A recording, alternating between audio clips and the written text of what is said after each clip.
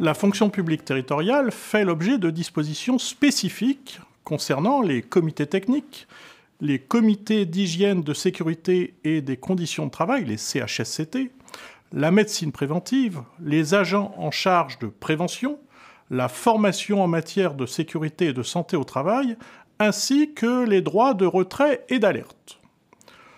L'organisation, les attributions et les moyens des différents acteurs de la prévention dans les collectivités et leurs établissements sont précisés par le décret du 10 juin 1985 relatif à l'hygiène et à la sécurité ainsi qu'à la médecine professionnelle et préventive dans la fonction publique territoriale, qui définit de manière spécifique les acteurs de la prévention et leurs missions.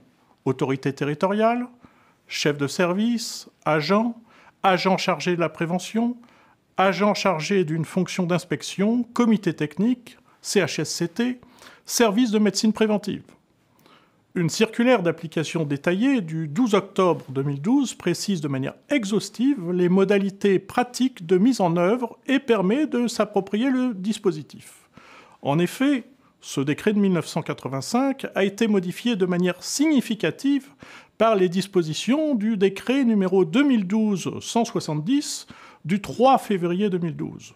Ce texte prévoit en effet la mise en place de CHSCT dès qu'un organisme comprend 50 agents.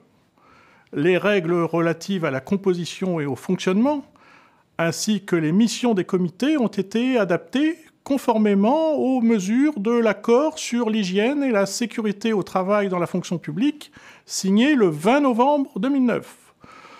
Aux missions traditionnelles, des missions nouvelles sont ajoutées.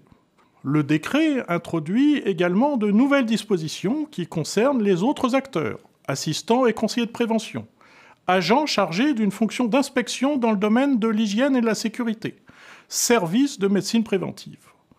2 autres décrets ont modifié les dispositions du texte de 1985 en 2016. Ainsi, le décret numéro 2016-151 du 11 février 2016 relatif aux conditions et modalités de mise en œuvre du télétravail dans la fonction publique intègre les dispositions afférentes à l'hygiène et à la sécurité relative au travail à distance. En outre, le décret numéro 2016-1624 du 29 novembre 2016 fixe les modalités de mise en œuvre des 5 jours minimum de formation pour les représentants du personnel membre des CHSCT et, le cas échéant, des comités techniques qui exercent les compétences en l'absence de ces CHSCT.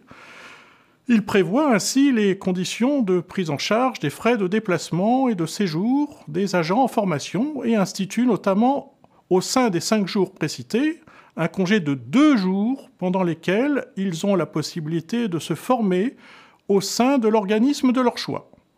Ce décret instaure également, au bénéfice des représentants du personnel précité, un contingent annuel d'autorisation d'absence destiné à faciliter l'exercice de leur mission.